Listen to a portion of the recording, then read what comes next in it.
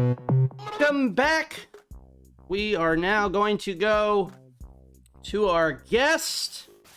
Ladies and gentlemen, our next guest is a wrestler, an actor, a host, and a two-time Wheel of Fortune champion.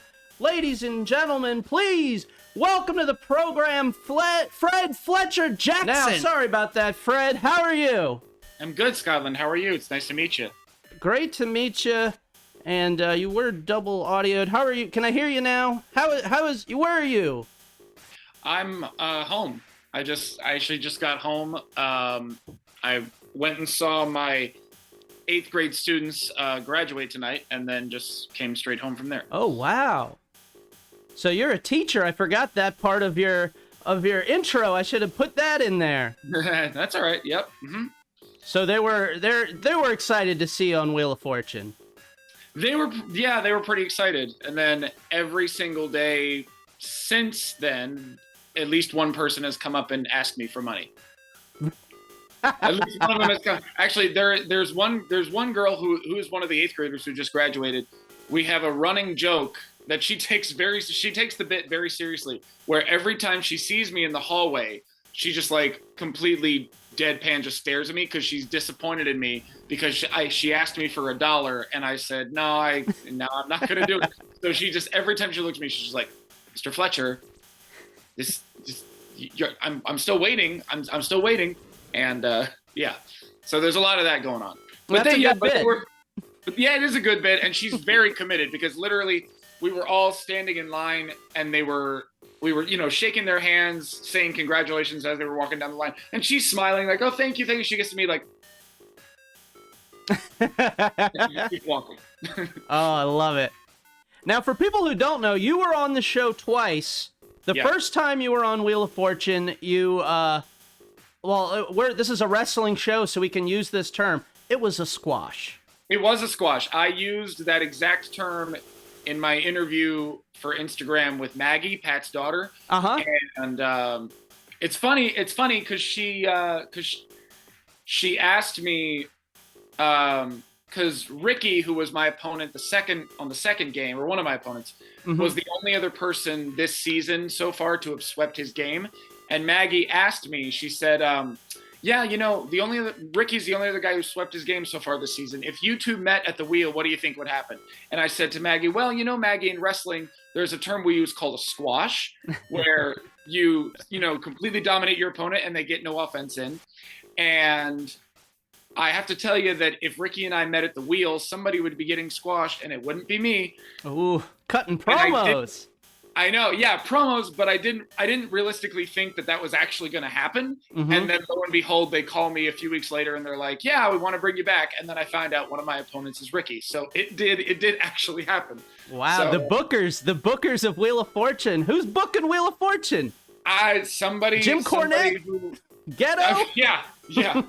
Well, actually, it's a new executive producer who's only been there for like a year or two, and they've done they've tried a lot of new wacky things. Yeah. With this new producer, like they had the fan favorites week, they had WWE week, which I was going to ask you about that. Are you glad that you were on a regular week and not on a WWE week? People ask me that a lot, and I originally auditioned for WWE week, like that was why I sent in my audition tape, because I saw Facebook ads that they were looking for WWE fans. And I was like, oh, well, I'm a game show fan and I'm a wrestling fan. This has to be the moment. Like, this has to be it.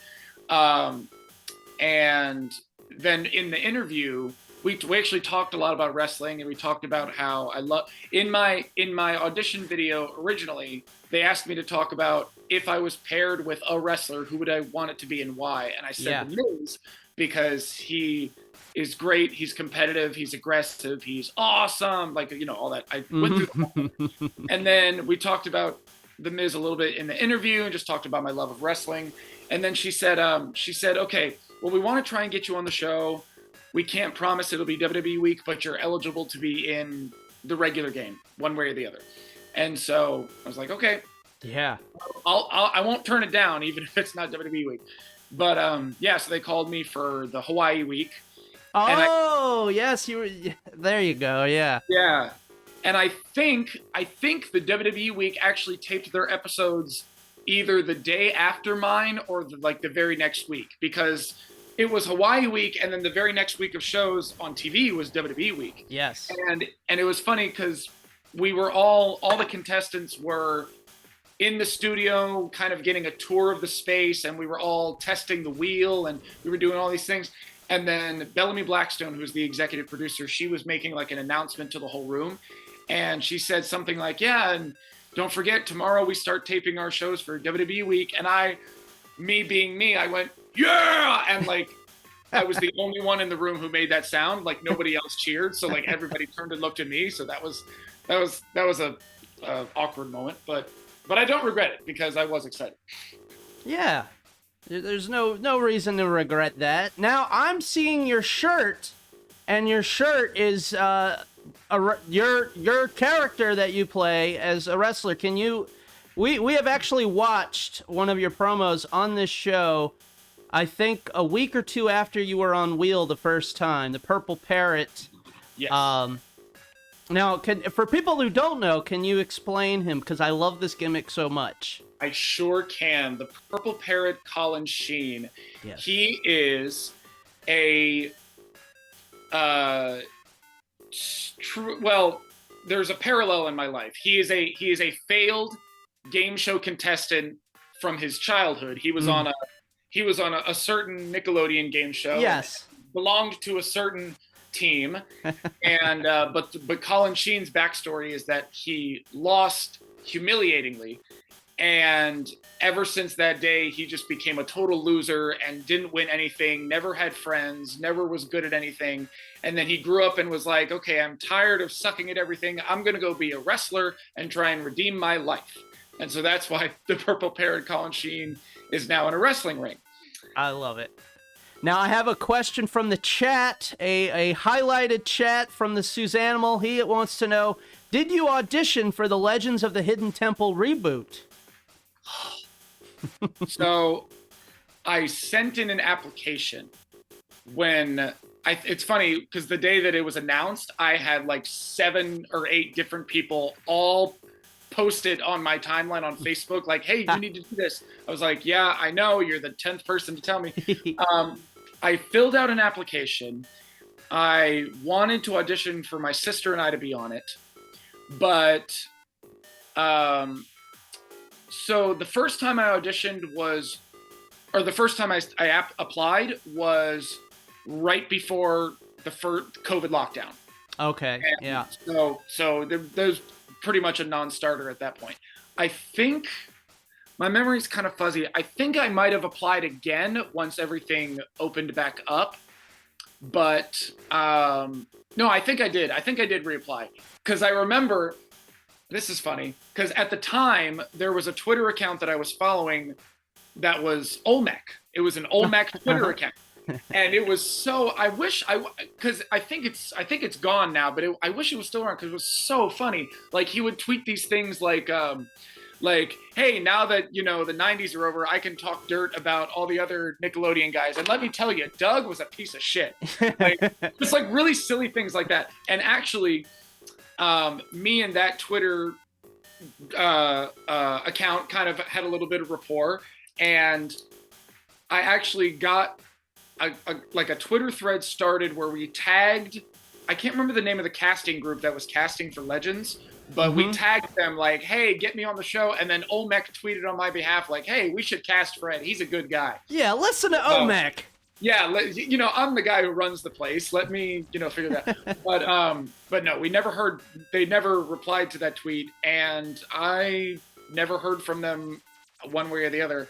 And then I watched the first episode of that reboot, and it occurred to me that all of the contestants were either social media famous or they were musicians. They were all people who were like not super famous, but like were well known. Had something else. They're trying to get some views based on their contestants. That's my feeling. And if you watch did you see the reboot at all? I didn't see the reboot. Don't bother. Yeah. It was pretty painful to watch. Like it was great to see like Dee Baker, the voice of Olmec, was back, and that was cool. Cristela Alonso, I thought was a pretty good host. It was just it didn't feel like a game show anymore. It felt like a reality competition, which That are two stinks. yeah, and they're two completely different things. Like they would as they were doing the physical challenges, they would intermittently like jump cut to like interviews like that they did, and they would like disperse that in the middle of the games, and I was like, what are we doing? Yeah, And like a reality show, like the confessional room. yeah, Ugh. and it was just awkward and weird, and like the set was beautiful, the temple that they had was beautiful, it looked stunning. It was just the editing and just the way that they treated the show was just not, it didn't work for me, and it was canceled after the first season, so obviously it didn't work for a lot of people. Oh, I have a question from the chat. This is a highlighted message. How much did you get after taxes from Wheel? So Is I that a got polite question? No, it's a fair question. It's a fair question. First of all, I have to tell you, I haven't gotten a dime yet. And you were on twice. I was on twice. I have not seen a single dime of any of the money that I won, because they tell us our contract says that we receive our money up to 120 days after the air date, which, if we're going off of my first air date, which was March 21st, that would be like July-ish.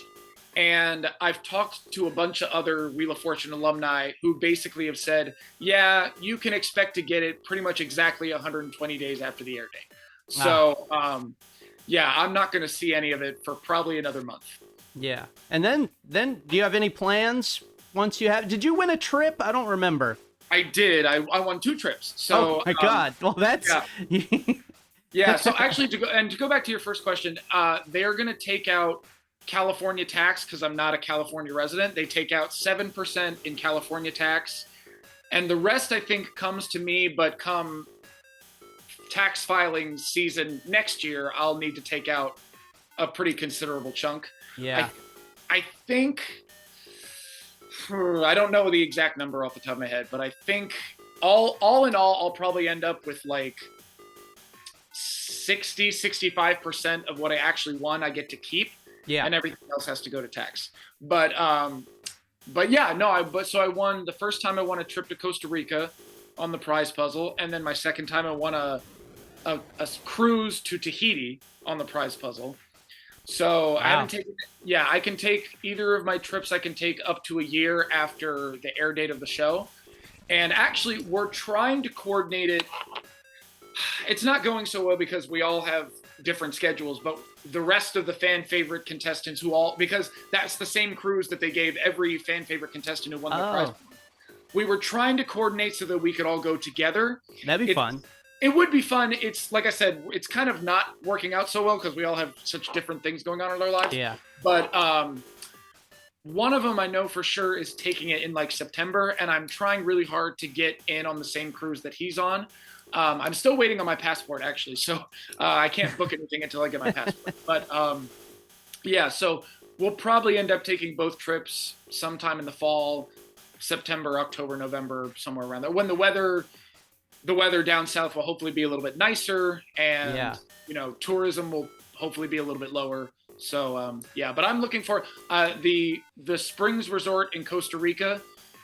I've looked it up, and it's got nothing but 5-star reviews. So I'm really excited to oh, that's awesome. That's incredible.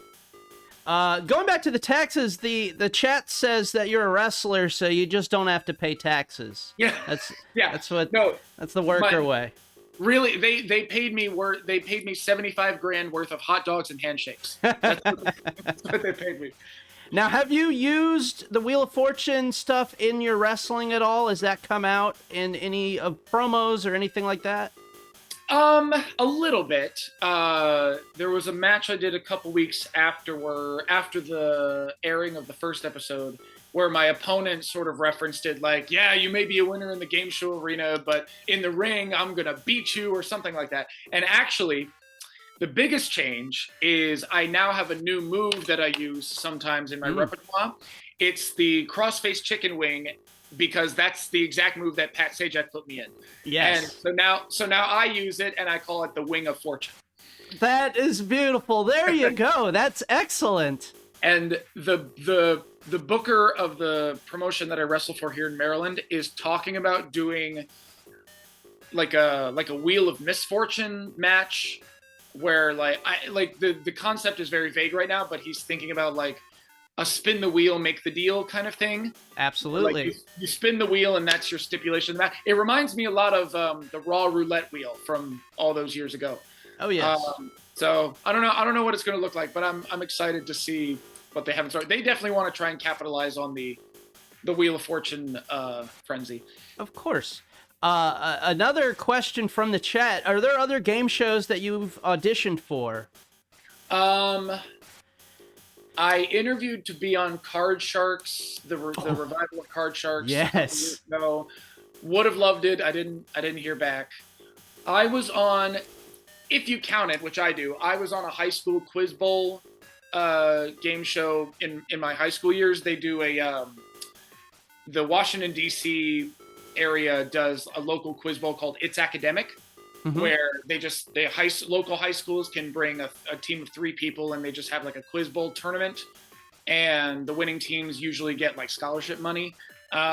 It was a lot of fun, and it was aired on local TV. So I was on that for most of high school. I was the captain of the team my senior year. So I did that, and that was a lot of fun. And then I did do a big open call to be on The Price is Right many years ago. Ooh, that's a dream of mine. I'd love to be on The Price is Right, and my other one is the God, I'm blanking now. Supermarket Sweep. I would crush that. You just named the 2 shows that I have been binge watching for the last like 2 or 3 weeks. Like I watch so much Price is Right these days, and I don't know why. Bob Barker or current stuff? A little of both. A little of both. It's also very, very fortunate that Price is Right is a very easily accessible show, because there's so many episodes on YouTube, and then there's the Pluto TV channel that has episodes from the Barker years. Right. There's like it's pretty easy to catch Price is Right anywhere, and also they have the most recent season on Paramount Plus, so I watch that because I can never. Unfortunately, I never catch it when it's on during the day because I'm always teaching. Yeah. But so that reminds me of something. This is how I watch Wheel of Fortune. I don't have I'm just like streaming and stuff. I don't have actual television. So the way I watch Wheel of Fortune every day is I go to YouTube. Yes. And you type in Wheel of Fortune, and there's some hero that just uploads it every day, and then their account is nuked after 3 days. It's exactly, beautiful. and it's always the airing from Canadian television. Yes, because Canada gets Wheel at like noon or 1, so they get it way earlier than we do. Oh, so no, that's the exact same thing that I do, because we used to watch it.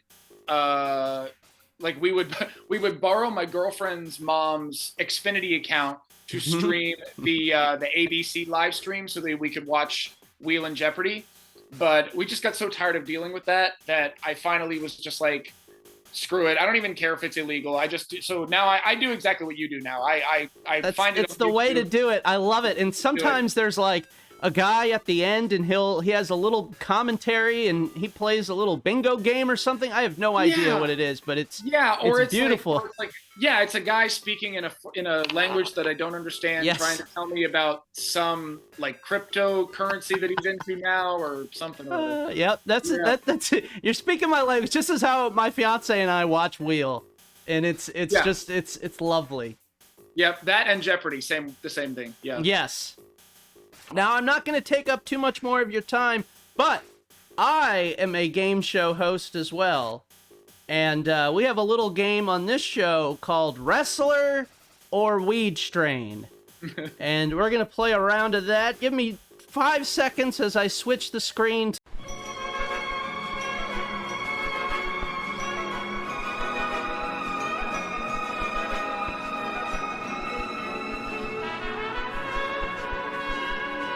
Now, here's the rules. Very simple.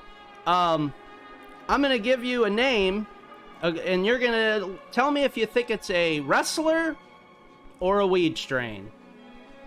And 3 strikes, and the game is over, so you can get it wrong 3 times. And let's bring up this list. First name on the list, we got Jack Cartwheel.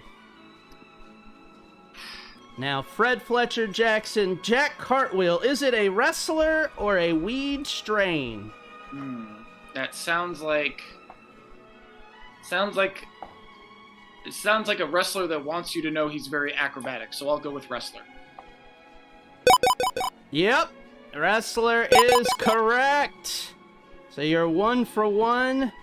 Let me pull up this, let me get my list, and the next name on the list, let's bring it up.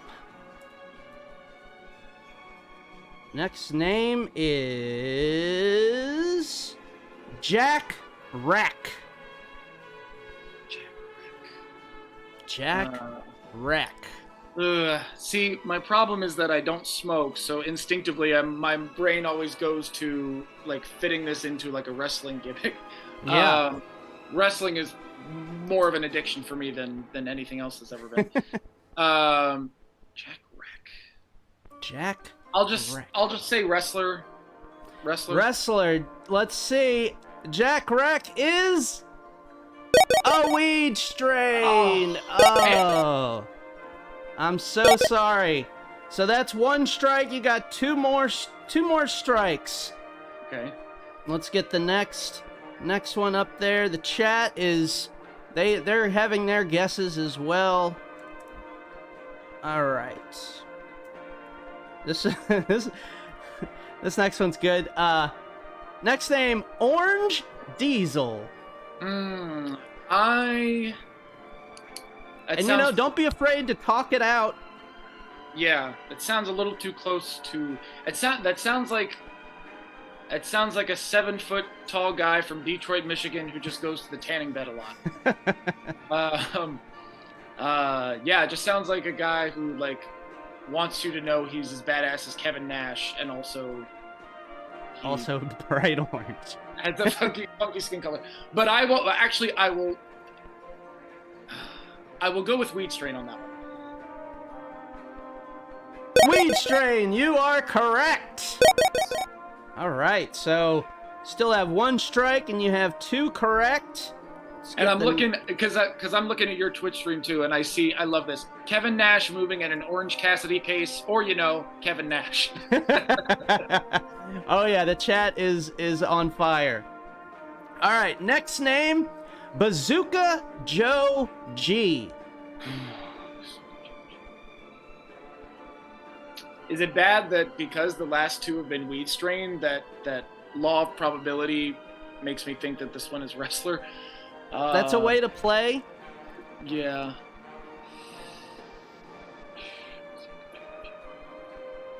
I'll go with wrestler. Wrestler? Well, let's see. It's a weed strain. Oh, man. I'm so sorry. Ugh, so you got 2 strikes. I gotta smoke more, clearly. The only thing I posted this on my Facebook a few weeks ago. The only thing I smoke is my opponents at Wheel of Fortune. Ooh, you squash them, you smoke them. All right, let's get the next one, possibly the last one. Let's see. Where is it? Let me pull this one up. All right, next name, EC Diamond. So again, my instinct is wrestler because the last 3 have been weed strain.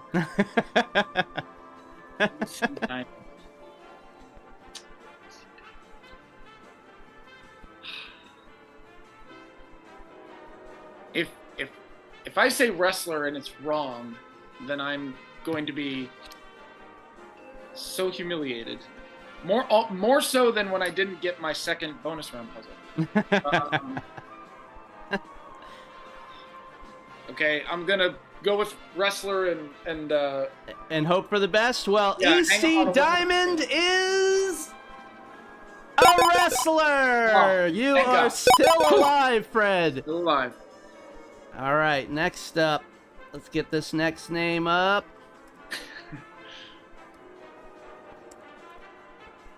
Next up, we got Diamond Mike. Diamond Mike. All these white guy names. Diamond Mike. And I don't know, when I say white guy names, I can't decide if that veers me closer to wrestler or weed strain, because they're both totally Yeah. they're both totally applicable to the white guy sphere.